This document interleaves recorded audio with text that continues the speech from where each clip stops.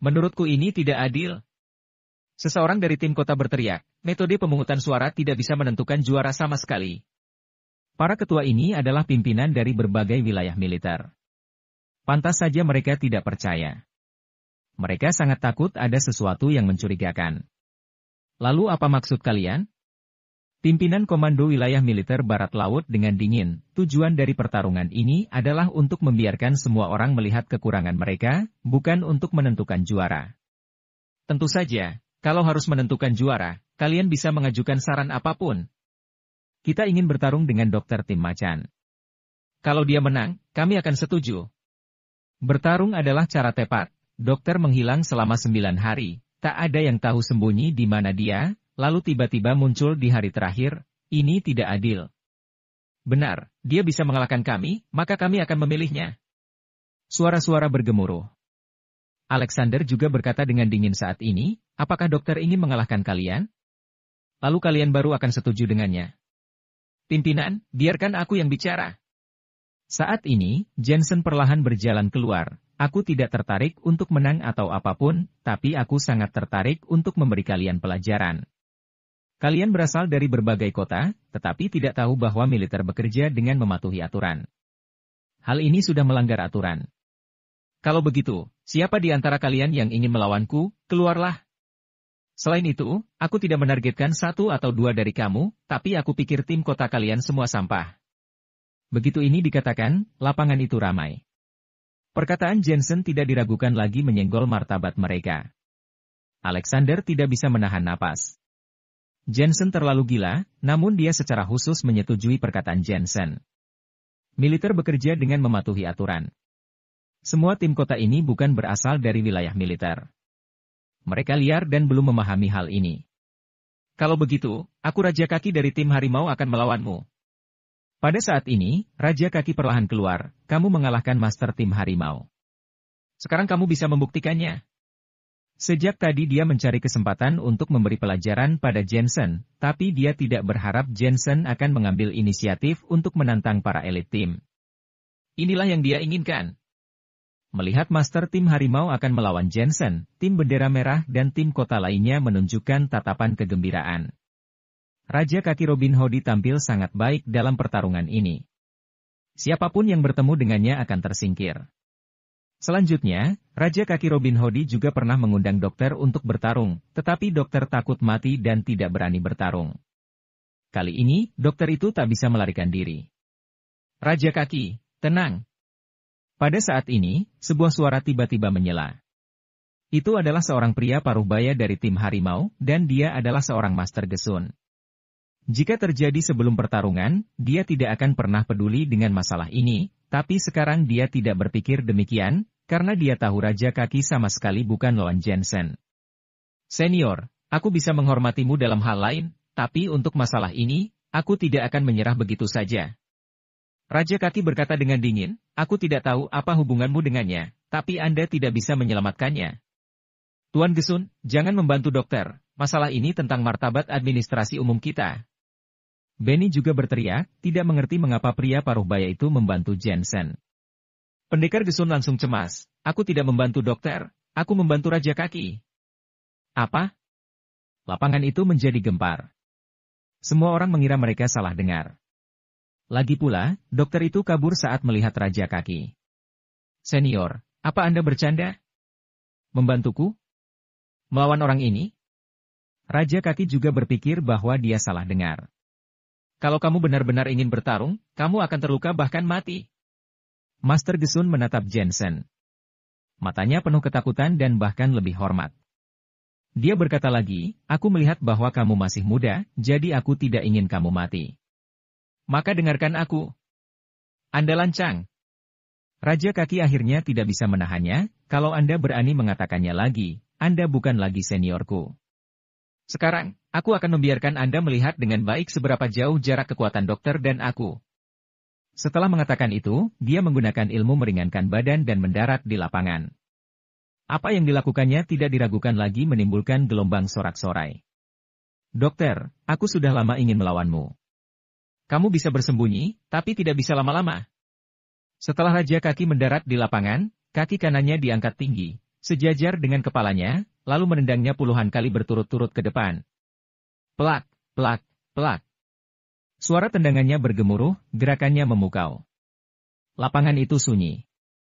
Apakah ini kaki manusia? Terlihat lebih cekatan daripada tangan. Apalagi kekuatannya sangat kuat sehingga jika dia menendang seseorang, pasti akan mematahkan tulang dan membelah dagingnya. Sebelumnya aku pernah dikejar Raja Kaki, orang ini bahkan mampu menendang peluru, gila. Mereka yang telah tersingkir oleh Raja Kaki berteriak dengan makin ketakutan. Dokter, teknik kakiku bisa mematahkan pelat baja setebal setengah meter, bahkan bisa menendang mati seekor gajah. Kamu harus hati-hati. Raja Kaki mengarahkan kakinya ke arah Jensen dan berkata, aku akan meminta seseorang merekam pertarungan hari ini. Besok, itu akan disiarkan di seluruh situs seni bela diri utama di Huaxia. Biar semua orang tahu betapa tidak bergunanya dirimu. Pada saat itu, Nona Isabella akan tahu siapa yang benar-benar pria. Isabella Lezia. Jensen sebenarnya sejak tadi penasaran mengapa Raja Kaki mengincarnya. Ya, Isabella. Karya-karyanya telah menemani aku melewati saat-saat paling menyiksa dalam hidupku. Dia adalah mentorku dalam hidup, dan hanya aku yang layak untuknya. Berbicara tentang Isabella, Raja Kaki yang selalu terlihat galak, kini menunjukkan ekspresi penuh sayang. Jensen akhirnya mengerti alasannya dan berkata dengan ringan, kamu benar-benar bodoh. Kamu digunakan sebagai senjata. Apa kamu tertarik mendengarkan penjelasanku? Hentikan omong kosongmu dan terima tendanganku. Kalau kamu bisa berdiri, aku akan mendengarkan penjelasanmu. Begitu Raja Kaki menginjak tanah, kakinya berada di depan seperti anak panah melesat ke arah Jensen. Jaraknya 20 meter dari Jensen, namun kakinya tiba di depan Jensen dalam sekejap. Seni bela diri ini sangat kuat. Semua orang dikejutkan oleh seni bela diri Raja Kaki yang luar biasa. Mereka makin menantikan tulang Jensen patah karena tendangannya. Melihat ini, Jensen mengangkat kakinya dan menendangnya, bertautan dengan kaki Raja Kaki. Bang! Bang! Terdengar suara berat dan terlihat Raja Kaki terbang jauh. Apa? Semua orang terkejut lalu kembali menatap Jensen. Mereka melihat Jensen sedang mengangkat kakinya, namun tidak bergerak sama sekali. Setelah mundur puluhan meter, Raja Kaki berdiri kokoh dan menatap Jensen dengan tatapan samar. Bertautan dengan kakinya, Jensen tidak takut. Tendangannya bahkan bisa mematahkan kaki gajah. Kamu pasti menggunakan pelat baja di dalam celanamu, tapi itu tidak berguna. Lihat aku memecahkan pelat baja itu. Raja Kaki menyerang Jensen. Bagaikan elang yang terbang rendah, dia tiba di depan Jensen dan menendangkan satu kakinya. Bang! Bang! Jensen masih menggunakan kaki yang sama, berhasil menghalaunya. Ketika kedua kakinya saling bersentuhan, terdengar suara bergelegar di udara dan waktu seakan berhenti. Wajah Raja Kaki berubah drastis. Kaki Jensen lebih dari seperti pelat baja, tapi seperti logam campuran. Kamu memasang logam campuran di kakimu. Dengan raungan, dia mengeluarkan 12 tendangan utara Shaolin dalam sekejap mata. Bam, bam, bam. Jensen masih dengan kaki yang sama, terus menghalau. Dalam pandangan penonton, mereka hanya melihat betis kedua orang itu saling bertemu. Kecepatannya begitu cepat sehingga tak tertangkap dengan mata telanjang. Aku tidak percaya kemampuan kakimu begitu kuat. Makin Raja Kaki menendang, dia makin heran. Dia mengatur aura kuat transcendent dan menggunakan jurus terbaiknya. Tendangan langit. Tidak ada yang tahu bahwa sebenarnya kakinya panjang sebelah. Ini juga merupakan syarat pertama untuk melatih tendangan langit. Bang! Bang! Jensen masih menghalau dengan satu kaki, mereka berdua terdiam di tempat, tidak ada yang bergerak sama sekali. Lapangan itu juga sunyi. Banyak mata melihat dua orang yang masih berada di tempatnya, bertanya-tanya apa hasilnya nanti. Saat ini, hanya angin yang berembus tenang. Ah! Hanya berselang 3 detik, terdengar suara teriakan. Terlihat Raja Kaki mengelus kaki kanannya dan mundur. Wajahnya penuh dengan keganasan. Saat kedua kaki bertemu sebelumnya, dia merasa seolah-olah sedang menendang logam yang sangat keras, tulang kakinya kesakitan. Kamu berkali-kali menantangku dan hanya menunjukkan ini padaku? Saat ini, Jensen menggelengkan kepalanya dan berjalan ke depan. Jangan terlalu sombong. Raja Kaki sangat marah, menggertakkan gigi dan menendang lagi. Namun, dia masih dapat dihentikan oleh Jensen. Kemudian, tulang betis Raja Kaki retak. Raja Kaki, aku tidak punya masalah denganmu, tapi kamu memprovokasiku hanya karena seorang wanita. Kenapa kamu tidak mendengarkan penjelasanku? Jensen berjalan mendekat ke arah Raja Kaki. Untuk apa mendengarkanmu? Raja Kaki mengumpat marah. Dia adalah Raja Kaki terbaik di dunia Jianghu dan Master Tim Harimau. Kenapa kalah dengan anggota tim kecil? Sungguh memalukan. Apalagi saat mengingat kembali dengan bangganya dia menantang Jensen sebelumnya, tapi sekarang dia sama sekali tidak bisa mengalahkannya. Memalukan. Dia mengganti satu kakinya dan menendang ke arah Jensen seperti angin musim gugur yang menyapu dedaunan kering. Bang! Bang! Jensen mengangkat kakinya dan menghalanginya. Betisnya terlihat kecil tapi sekeras logam campuran. Ah! Raja Kaki menjerit, melihat tulang betisnya retak parah. Kaki itu ditendang dengan keras. PFFT. Menyaksikan pemandangan ini, orang-orang tersentak. Kakinya ditendang hingga retak, apakah masih pantas disebut Raja Kaki? Jensen terus berjalan dan menginjaknya. Trak! Trak! Kaki satunya juga patah. Raja Kaki, aku hanya pernah bertemu Isabella sekali, tapi kamu mencari masalah hanya karena dia. Apa kamu tidak ingin tahu alasannya? Jensen menatap Raja Kaki. Kedua kaki Raja Kaki patah, dan di dahinya mengalir keringat sebesar kacang. Kakinya telah direndam dalam ramuan obat langka sejak kecil dan menjadi lebih keras dari baja, tetapi begitu patah, akan sulit untuk pulih. Artinya, gelar kaki raja akan diambil darinya. Aku tidak ingin tahu alasannya, tidak sama sekali. Memikirkan hal ini, Raja Kaki meraung. Trak! Trak! Jensen menginjak lengan kiri Raja Kaki dan berkata, kenapa kamu tidak mendengarkan penjelasanku? Kalimat ini terdengar seperti berbicara dengan seorang teman, tetapi mampu membuat banyak orang gemetar ketakutan. Cara bicara dan cara menyerangnya sangat berbeda. Raja Kaki kembali berteriak. Merasakan sakit yang parah, dia akhirnya ketakutan. Jensen dengan mudah menendang hingga retak kakinya. Kekuatan macam apa ini? Apalagi tenaganya begitu kuat. Mengapa Jensen begitu rendah hati? Dia berkali-kali mengabaikan provokasinya. Kemudian muncul rasa penyesalan dalam hati Raja Kaki. Jika dia tahu bahwa Jensen sangat kuat, dia tidak akan berani menantangnya. Dengarkan penjelasanku. Saat ini, Jensen kembali mengentak, seperti menginjak kayu mati, mematahkan lengan Raja Kaki yang lain, lalu kembali mengangkat kakinya. Aku akan mendengarkan. Tanpa menunggu Jensen menginjaknya, Raja Kaki berteriak cemas. Orang-orang di sekitarnya tampak tercengang, Raja Kaki yang sombong dipukuli hingga patuh. Cara dokter ini sangat kejam. Isabella, dulu dia adalah temanku, tapi teman itu memiliki dendam denganku, jadi dia memanfaatkanmu untuk memberiku pelajaran. Hanya saja dia melebih-lebihkanmu dan meremehkanku. Memang benar kamu menyukainya, tapi sebelum melakukan sesuatu, kamu harus bertanya bagaimana perasaanku pada Isabella. Kami hanya bertemu lagi beberapa kali. Sejujurnya, aku hanya bertemu dengannya 2 kali dan mengatakan tidak lebih dari 3 kalimat. Apa kamu mengerti? Dengan sabar Jensen menjelaskan pada Raja Kaki. Raja Kaki merasakan dorongan untuk menangis. Meskipun kata-kata Jensen penuh dengan kesabaran, tapi itu memberinya perasaan yang sangat sombong.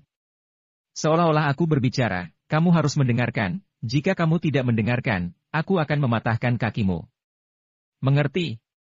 Jawab Raja Kaki dengan suara pelan. Sikap angkuhnya kini hilang. Apakah kamu sudah merekam pertarungan sebelumnya? Kirimkan ke situs forum seni bela diri utama. Omong-omong, ingatlah untuk mengirimkannya ke Isabella. Jensen mengangguk, kemudian berbalik pergi. Tubuh Raja Kaki gemetar. Video ini masih harus dikirim? Pada saat ini, anggota tim harimau semuanya bergegas membawa Raja Kaki ke perawatan darurat. Master Gesun menghela napas dan berkata, kenapa kamu tidak mendengarkanku? Raja Kaki menahan rasa sakit yang parah, dan rasa penyesalannya bahkan lebih besar di hatinya.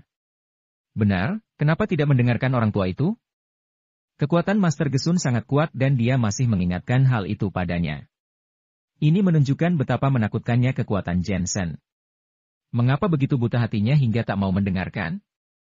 Tiba-tiba, Raja Kaki menatap lengan Master Gesun, dan hatinya bergetar. Mungkinkah Master Dunia Jianghu ini lengannya juga dipatahkan oleh Jensen? Saat ini, Jensen berjalan kembali ke tengah lapangan dan dengan ringan melontarkan sebuah kalimat. Siapa lagi? Suara itu terdengar tenang, seolah bertanya. Tapi lapangan itu sunyi. Kaki seorang master tim harimau saja patah karena tendangan, siapa lagi yang mau menantangnya? Para master dari tim kota mungkin akan berakhir lebih buruk daripada Raja Kaki. Saya pilih dokter. Saya juga memilih dokter. Segera, sejumlah besar suara yang menyetujui melayang keluar.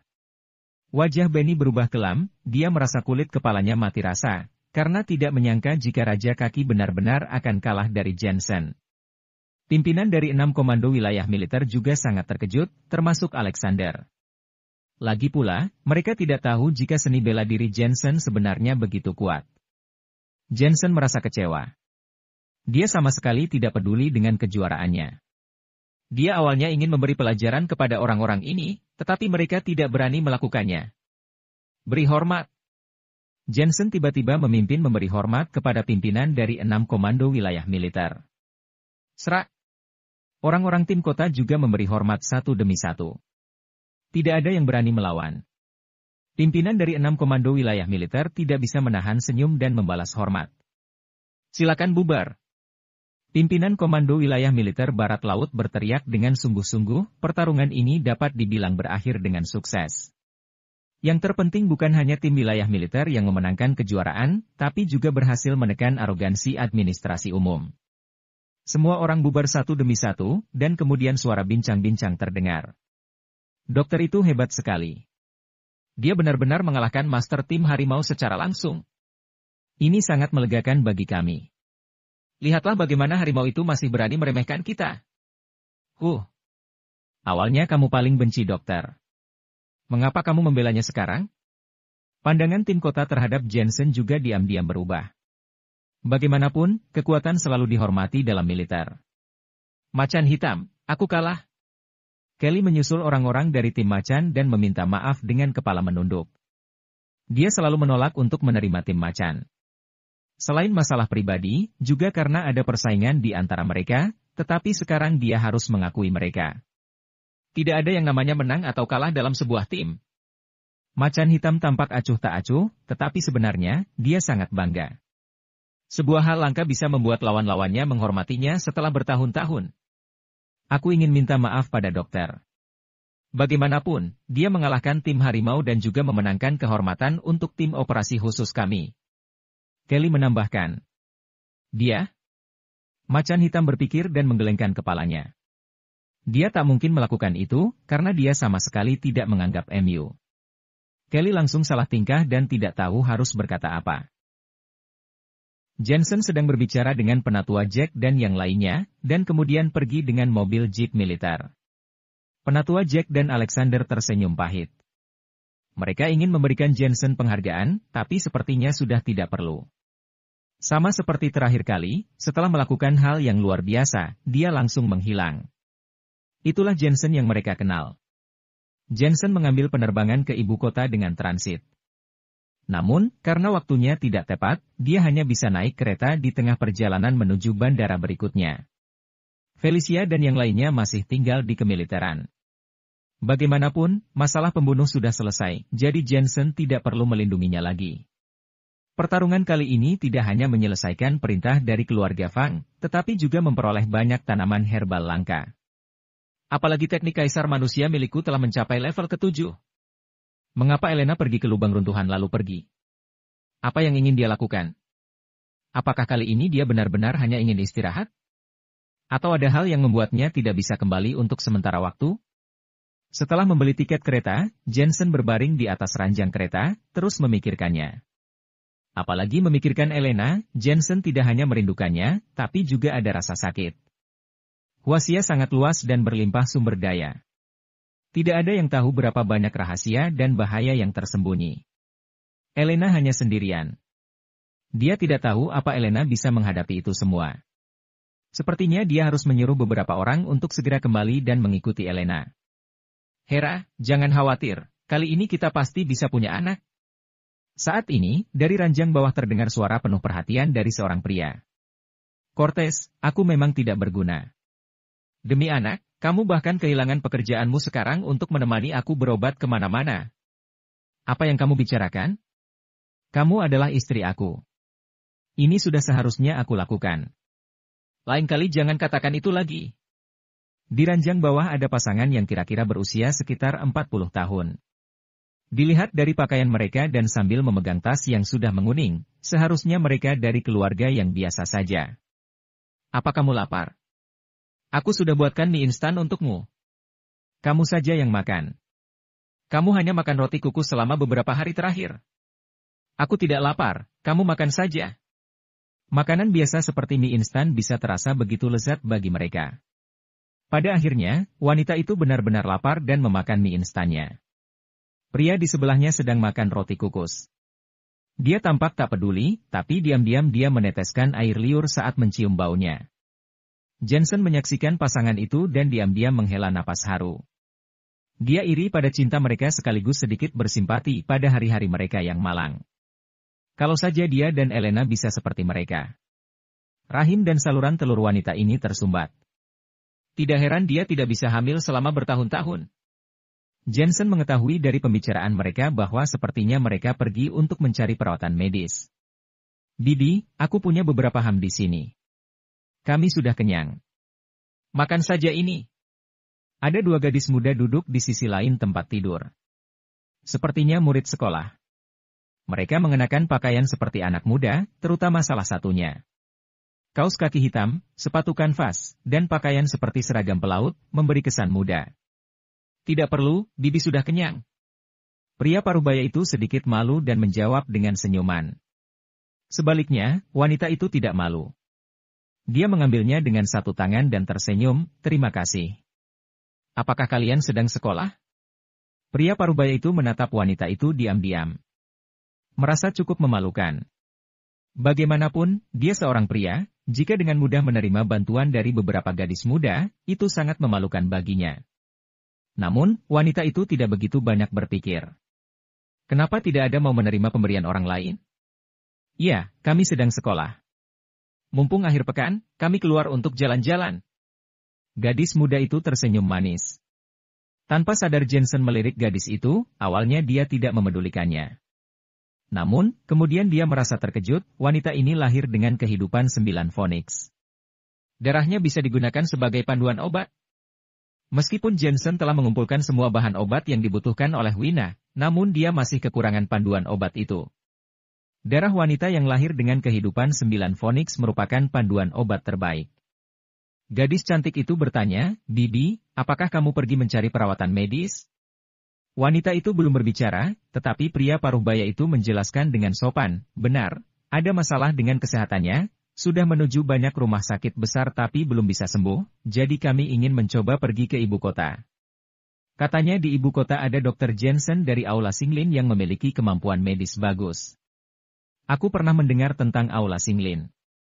Katanya dokter di sana memiliki keterampilan medis sangat hebat. Dia terkenal di ibu kota. Gadis satunya meminum teh susu sambil berkata, bibiku mengalami masalah jantung saat itu, sudah pergi ke rumah sakit untuk operasi tapi tidak sembuh. Kemudian, dia mengunjungi Aula Singlin, hanya dengan 3 dosis obat sudah sembuh. Tapi, sangat sulit memeriksakan diri ke dokter di Aula Singlin. Antreannya memakan waktu yang cukup lama. Apa kalian sudah membuat janji temu secara daring? Secara daring? Kami tidak bisa melakukannya. Wajah pria parubaya itu sedikit berubah. Kalau begitu akan merepotkan. Mungkin perlu tinggal di ibu kota selama sebulan baru bisa dapat giliran. Kalian harus membuat janji temu secara daring sebelumnya, kemudian pergi ke rumah sakit Skat. Kalau masalah belum teratasi juga, baru pindah ke Aula Singlin. Gadis muda itu sepertinya tahu banyak mengenai Aula Singlin. Apakah kamu mengenal seseorang di sana? Wanita itu tiba-tiba berkata dengan cemas, sejujurnya, aku pergi agar kali ini bisa hamil. Aku ini tidak berguna, selama bertahun-tahun tidak memiliki anak. Keluarga sangat cemas. Kami meminjam uang hingga 50.000 yuan, demi menemui dokter. 50.000 yuan jika ada kenalan masih bisa dapat antrean awal. Gadis muda itu berkata. Pria parubaya itu melihat bahwa gadis muda itu sepertinya sangat mengenal Aula Xinglin dan berkata dengan buru-buru, "Kalau kamu ada kenalan, bisakah kamu membantu kami?" "Seira, bukankah pamanmu bekerja di ibu kota? Coba minta dia membantu." Gadis cantik di sampingnya pun ikut berbicara. Gadis itu terdiam sesaat, tidak baik merepotkan pamannya. Selain itu, pamannya mungkin juga tidak bisa melakukan apa-apa. "Aku punya 50.000. Kalau kamu dapat menemukan kenalan untuk mengurusnya, aku dapat memberikan uang ini padamu." Pria parubaya itu tampak cemas. Dia mengeluarkan setumpuk koran dari tasnya yang menguning dan membukanya untuk menunjukkan setumpuk uang. "Aduh, paman, jangan buru-buru." Wajah gadis itu berubah, "Ini adalah stasiun kereta api. Jangan mengeluarkan uangmu sembarangan. Aku akan mencoba yang terbaik untuk membantumu bertanya." "Tidak perlu uang." Wanita itu menatap suaminya nyalang. Meskipun mereka memang telah menyiapkan uang itu untuk berobat, tapi masalah ini belum jelas. Bagaimana mereka bisa memberikan uangnya begitu saja? Bagaimana jika mereka penipu? Selain itu, uang ini tidak mudah didapat. Akan lebih baik jika tidak perlu menggunakannya. Memikirkan hal ini, wanita itu bertanya dengan sopan, "Maaf aku merepotkanmu. Berapa nomor teleponmu?" Sebenarnya, gadis muda itu merasa agak canggung. Jika ingin mengantre terlebih dahulu, sudah pasti membutuhkan uang, bahkan uang saja belum tentu bisa. Namun, wanita ini tidak memberinya apapun tapi meminta bantuannya. Cukup menyulitkannya. Dia hanya bisa memberikan nomor teleponnya dan berkata, "Bibi, aku akan mencoba yang terbaik untuk membantumu, tetapi aku tidak tahu apakah pamanku punya waktu untuk mengurusnya." "Tidak apa-apa. Minta pamanmu menghentikan pekerjaannya sebentar lalu bantu kami." Wanita itu tertawa, "Aku tahu kamu adalah orang baik. Bibi tunggu kabar baik darimu." "Baik." Gadis itu tidak punya pilihan selain mengangguk. Jensen memperhatikan dari atas. Dia memandang rendah cara wanita ini. Gadis itu menyetujuinya. Apalagi dia meminta paman gadis itu untuk menghentikan pekerjaannya dan membantunya mengurus antrean. Sungguh tak tahu malu. Tentu saja, dia juga bisa mengerti apa yang dirasakan oleh orang yang sangat butuh perawatan medis. Mumpung bertemu, sebagai dokter, Jensen tidak bisa diam saja. Jensen turun dari ranjang teratas dan berkata sambil tersenyum, "Bibi, penyakitmu sebenarnya adalah penyumbatan tuba falopi yang disebabkan oleh hawa dingin pada rahim. Kalau pergi ke rumah sakit, dapat pulih dalam waktu singkat, tetapi tak lama akan tersumbat lagi. Ini karena waktu muda dulu, rahim Anda pernah luka." Semua orang menatap Jensen aneh, tak mengerti apa yang ingin dilakukannya. Melihat Jensen masih muda dan berpakaian biasa saja, wanita itu langsung terlihat berhati-hati. Lagi pula, mereka baru saja menunjukkan uang sebelumnya. Jangan-jangan anak ini penipu? Kalau percaya padaku, kalian tidak perlu pergi ke ibu kota. Aku bisa menyembuhkanmu di sini. Jensen kembali berucap. Tidak perlu, terima kasih. Wanita itu tersenyum sopan dan diam-diam mendorong suaminya untuk menyimpan uang itu. Widya, orang ini aneh. Ujar gadis muda itu sambil mendorong gadis cantik itu. Apakah penipu? Gadis cantik itu mengerutkan keningnya. Bibi sudah bertahun-tahun sakit, lalu pemuda itu bilang dapat menyembuhkannya di sini. Siapapun pasti merasa itu tak bisa dipercaya. Jensen sebenarnya juga merasa canggung. Dia bermaksud untuk membantu orang, tapi sepertinya justru terlihat seperti penipu. Dia diam-diam mengeluarkan 2 tanaman rumput ungu kecil dari tasnya. Kedua tanaman ini adalah seranting ungu, yang sangat efektif untuk pemulihan rahim. Bawa pulang dan campur dengan ginseng angelica, Codonopsis, lalu rebus 3 mangkuk tersebut ke dalam 1 mangkuk, dan jangan buang ampas obat. Rebus ulang hingga 1 bulan sudah bisa menyembuhkanmu. Setelah itu, dia menyerahkan seranting ungu kepada wanita itu. Dia mendapatkannya di lubang runtuhan, dan efeknya jauh lebih baik daripada seranting biasa. Ini. Wanita itu tidak berani menerimanya. Pria parubaya itu mengambilnya, lalu berkata, "Terima kasih, pemuda. Siapa namamu?" Jensen. Terima kasih, Dick Jensen. Pria parubaya itu tidak mengucapkan apa-apa lagi selain terima kasih. Jensen langsung melihat jika mereka tidak percaya padanya, tapi dia tidak peduli. Bekerja sebagai dokter selama ini, dia tidak butuh pengakuan atau penjelasan apapun. Dokter juga punya ego tersendiri. Ketika mereka bertemu secara kebetulan, mereka mengambil inisiatif untuk membantu. Jika orang lain tidak percaya, tidak ada dokter yang merasa perlu menjelaskan identitasnya. Tanpa berkata apa-apa lagi, Jensen kembali naik ke ranjang atas dan lanjut beristirahat. Namun, dia sempat memperhatikan wanita itu pergi ke kamar mandi. Setelah kembali, kedua tanaman seranting ungu itu sudah tak ada. Mungkin dibuang begitu saja. Jensen menghela napas. Bagi sebagian orang, 2 batang seranting ungu itu bisa seharga puluhan juta, atau bahkan ratusan juta. Sangat mengecewakan jika dibuang begitu saja. Namun, karena Jensen memang sudah memberikannya, dia tidak peduli. Dia justru sedang memikirkan gadis cantik itu. Mumpung menemukan pemandu obat, sayang jika dilewatkan begitu saja. Tapi bagaimana cara memintanya? Tidak mungkin langsung mengatakan, "Dick, bisa berikan aku darahmu?" Sudah pasti dia akan menelepon polisi setelah mendengarnya. Keesokan harinya, Jensen turun dari ranjang teratas karena sudah hampir sampai stasiun tujuan. "Halo, kalian sekolah di mana?" Setelah melihat gadis cantik di ranjang bawah, Jensen tidak bisa menahan diri untuk tidak bertanya. Lagi pula, Huasia sangat luas sehingga dia mungkin tidak bisa bertemu lagi dengannya. "Namaku Widya." Gadis cantik itu menatap Jensen dengan aneh sambil menyebut namanya. "Widya, kenapa kamu begitu bodoh?" Gadis di sebelahnya menariknya dan berkata kepada Jensen dengan nada mengancam, "Paman, keluarga Widya adalah keluarga terpelajar, koneksinya pun luas. Jangan berpikir untuk melakukan hal aneh." "Paman?" Jensen tertegun sejenak. Apakah dia terlihat begitu tua? Dia tertawa dan berkata, "Aku hanya berpikir bahwa dia mirip dengan teman yang aku kenal. Aku tidak bermaksud jahat." Cara lama. Tahukah kamu bahwa Widya sering mendengar pernyataan seperti itu ratusan kali setahun?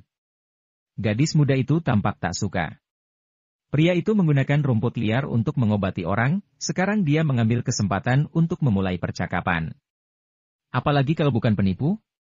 Meski gadis cantik itu tidak mengatakan apapun, tatapannya pada Jensen penuh kewaspadaan. "Oh tidak, uang di tasku hilang." Saat ini, pasangan di ranjang seberang juga bangkit. Setelah melihat-lihat tas, mereka tiba-tiba berteriak.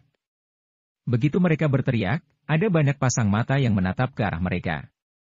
"Tuan, apa yang terjadi?" Seorang pria yang mengenakan jas dan kacamata berinisiatif bertanya. Pria ini tidur di ranjang seberang Jensen. Pria paruh baya itu sangat cemas dan berkata dengan wajah pucat, "Aku membawa 50.000 yuan ke ibu kota untuk mencari perawatan medis.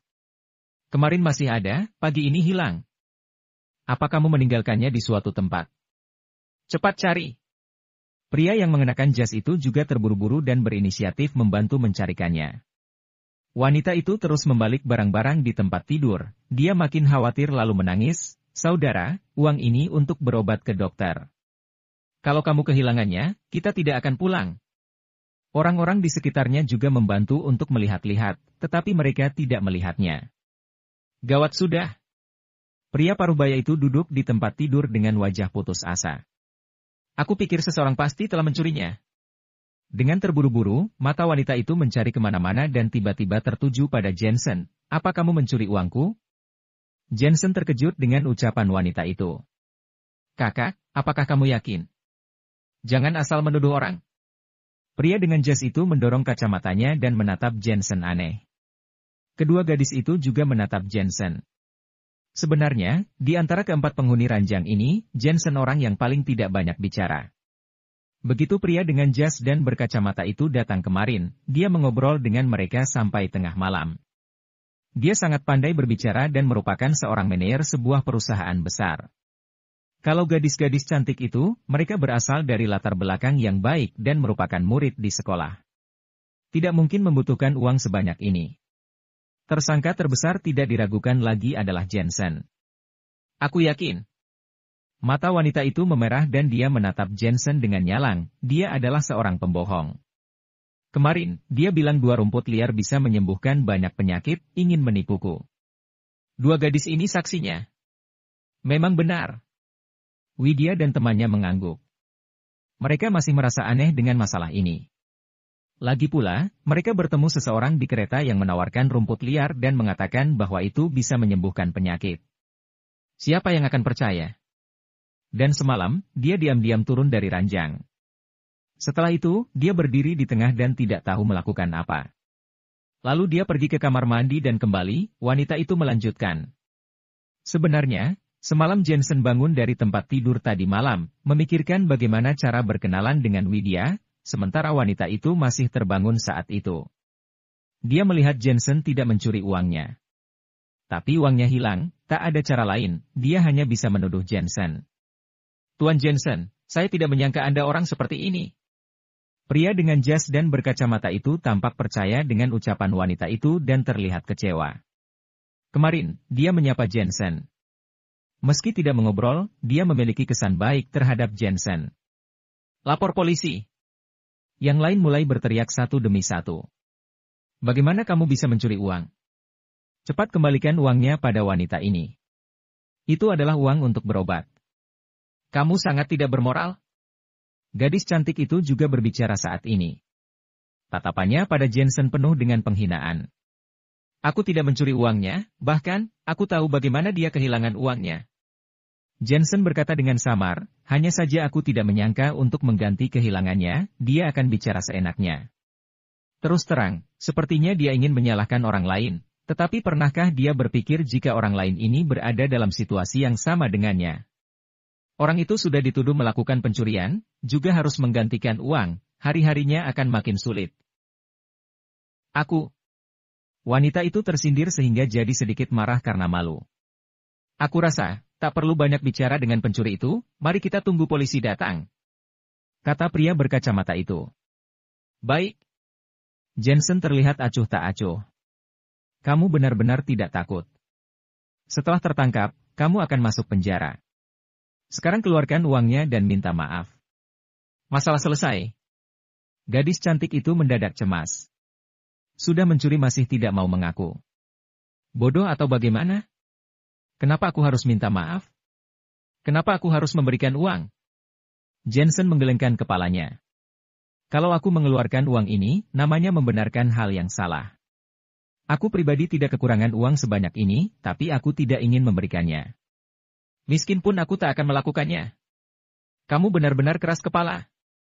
Gadis cantik itu benar-benar tak habis pikir menghadapi Jensen.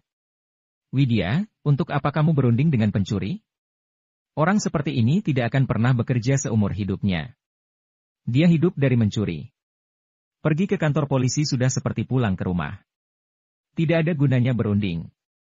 Gadis di sebelahnya berkata dengan sinis, menurutku kamu tidak usah terlalu dekat dengannya. Masalah masih belum bisa dipastikan, tapi dia sudah menatap Jensen dengan sinis. Jika orang lain yang difitnah, mungkin sudah ada keributan. Tapi Jensen cukup tahu dan tidak terpengaruh sama sekali. Saat ini, beberapa petugas polisi akhirnya datang. Setelah menanyakan keadaannya, mereka langsung menatap Jensen. Salah satu petugas polisi yang lebih tua mengerutkan kening dan bertanya, mereka mengatakan bahwa kamu mencuri uang itu. Apa yang ingin kamu katakan tentang ini? Jensen terlihat sangat tenang. Mereka merasa Jensen tidak terlihat seperti pencuri. Namun, mendengar penjelasan dari wanita tadi bahwa pemuda ini adalah penipu. Dia menawarkan rumput liar dan mengatakan bahwa rumput itu dapat menyembuhkan semua penyakit. Orang-orang seperti itu memang pantas untuk dicurigai. Bukti adalah hal yang paling penting. Kalau dapat membuktikan aku yang mencuri uang itu, tidak hanya 50.000, 5 juta pun akan aku ganti. Jensen berkata dengan samar, tapi jika tidak bisa membuktikannya, maka aku dirugikan begitu saja. Bagaimana menyelesaikannya? Kamu masih saja beralasan. Wanita itu sangat marah. Anda tenang dulu. Polisi menghentikan wanita itu dan melihat tas Jensen. Boleh aku memeriksa tasmu? Jensen menyerahkannya, dan polisi membukanya untuk memeriksa, namun di dalamnya hanya penuh dengan rumput dan buah-buahan liar. Tidak ada uang sepeser pun. Gadis cantik dan teman sekelasnya langsung menatap Jensen aneh. Orang macam apa ini? Rumput liar di pinggir jalan juga disimpan seperti harta karun. Itu benar-benar aneh. Ketika wanita itu melihat bahwa tidak ada uang di tas Jensen, dia masih tidak menyerah dalam hatinya dan berkata dengan nada mendesak, dia pasti menyembunyikan uang itu sebelumnya. Sebenarnya, dia hanya tidak ingin uangnya hilang dan ingin mencari seseorang untuk menutupi hal tersebut. Kamu punya bukti? Jensen makin merasa jijik dengan wanita ini. Aku tidak punya, tapi aku yakin, wanita itu berkata dengan percaya diri. Para polisi saling pandang dan bertanya pada Jensen, mana KTP-mu?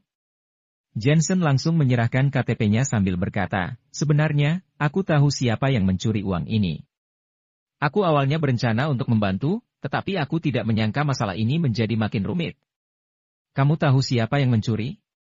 Polisi itu mengerutkan kening dan menatapnya. Jensen mengangguk, saat aku masih agak mengantuk semalam, aku melihat seseorang mendekati mereka, lalu mengambil uang itu dan menyerahkannya pada orang lain. Mereka sepertinya kelompok yang sudah terbiasa mencuri.